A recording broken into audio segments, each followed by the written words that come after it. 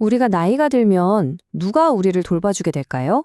어쩌면 막연하게 느껴지는 이 질문에 대해 일본은 로봇이라는 아주 구체적인 답을 내놓고 있습니다. 이게 어떻게 우리 모두의 미래가 될 수 있는지 지금부터 그 데이터와 이야기를 자세히 들여다보겠습니다. 사실 이건 우리 모두가 언젠가는 마주해야 할 질문이잖아요. 그런데 한 나라에서는 이게 이미 현실이 됐습니다. 그리고 그들의 해결책은 놀랍게도 로봇입니다. 이 숫자 29.6%. 이게 뭘 의미하냐면요. 2023년에 일본 전체 인구 중에 거의 30%가 65세 이상이었다는 뜻입니다. 이건 단순히 일본만의 이야기가 아니에요. 많은 나라들이 곧 마주하게 될 미래의 예고편 같은 거죠. 다른 나라들이랑 비교해보면 일본의 고령화 수준이 얼마나 심각한지 바로 알 수 있습니다. 이탈리아, 한국도 물론 빠르게 늙어가고 있지만 일본은 정말 압도적이죠. 이건 사회 전체가 풀어야 할 거대한 숙제를 안고 있는 셈입니다. 심지어 일본은 그냥 고령 사회가 아니에요. 중고령 사회라고 하는데요. 이게 뭐냐면 75세 이상 인구가 그보다 젊은 노년층인 65세에서 74세 인구보다 더 많아지는 단계입니다.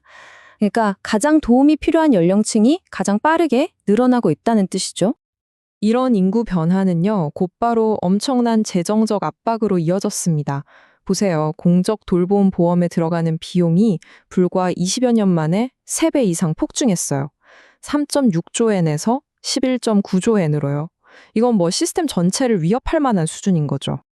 그런데 상황은 앞으로 더 심각해질 전망입니다. 2040년이 되면 일본에서 부족한 돌봄 인력이 무려 69만 명에 이를 거라고 해요. 아무래도 신체적으로나 정신적으로 힘든 일이다 보니까 이 분야에 새로 오려는 사람이 점점 줄어드는 거죠. 이 위기는 정말 양쪽 모두에게 힘든 문제입니다. 돌보는 사람들은 육체적으로 또 감정적으로 완전히 소진되고요. 돌봄을 받는 어르신들은 어르신들대로 존엄성을 잃는 것 같고 자식이나 다른 사람에게 짐이 된다는 생각에 힘들어 하시거든요. 자, 그럼 한번 보세요. 일할 사람은 점점 줄어드는데 돌봄이 필요한 사람은 계속 늘어나요. 이 어려운 방정식을 일본은 과연 어떻게 풀었을까요? 바로 기술에서 그 해답을 찾기 시작했습니다. 근데 이게 하루아침에 뚝딱 하고 나온 아이디어는 아니에요. 일본 정부가 10년이 넘는 시간 동안 아주 치밀하게 계획하고 추진한 굉장히 의도적인 전략의 결과물입니다. 로봇을 노인 돌봄 시스템 안으로 끌어들이기 위해서요. 그리고 여기서 돌봄 로봇이라고 하니까 무슨 SF 영화에 나오는 인간형 로봇을 떠올리실 수도 있는데 그런 게 아닙니다. 오히려 이동을 돕거나 배설을 지원하거나 목욕을 돕는 것처럼 가장 힘들고 구체적인 작업들을 도와주기 위해 만들어진 아주 다양한 전문 도구들의 생태계라고 보시는 게 더 정확해요. 실제 현장에선 어떤 모습일지 한번 상상해 볼까요? 돌봄 종사자가 어르신을 옮길 때 허리를 다치지 않게 힘을 보태주는 머슬 슈트 같은 걸 입고요. 침대 옆에는 밤새 어르신이 안전한지, 수면 패턴은 괜찮은지 확인하는 스마트 센서가 달려 있습니다. 심지어 외로움을 덜어주는 치료용 로봇 물개 8호라는 것도 있는데 이게 또 정서적 안정감을 주는 효과가 입증됐다고 하더라고요. 그럼 실제 현장의 반응은 어떨까요? 아주 긍정적입니다. 이 기술을 도입한 시설들에서 공동적으로 하는 말이 직원들의 신체적 부담, 특히 고질적인 허리 통증을 예방하는데 정말 확실한 효과가 있었다는 거예요. 결국 이 기술의 핵심 목표는 딱 두 가지입니다. 어르신에게는 존엄성을 되찾아드리고 돌봄 종사자에게는 그 과도한 부담을 덜어주는 것.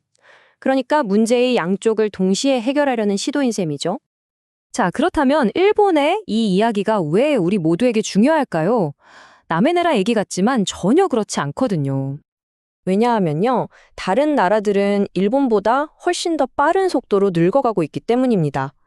특히 한국을 보세요. 일본이 10년 걸렸던 그 인구 변화를 단 7년 만에 겪을 것으로 예상됩니다.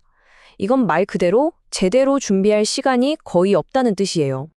게다가 한국 같은 많은 곳에서는 문제가 더 복잡합니다. 돌봄을 제공해야 할 인력 자체가 고령화되고 있다는 거죠. 이미 현장 인력의 절반 이상이 60세 이상이에요. 말 그대로 노인이 노인을 돌봐야 하는 상황이 벌어지고 있는 겁니다. 그런 면에서 일본의 경험은 우리에게 하나의 청사진을 보여줍니다.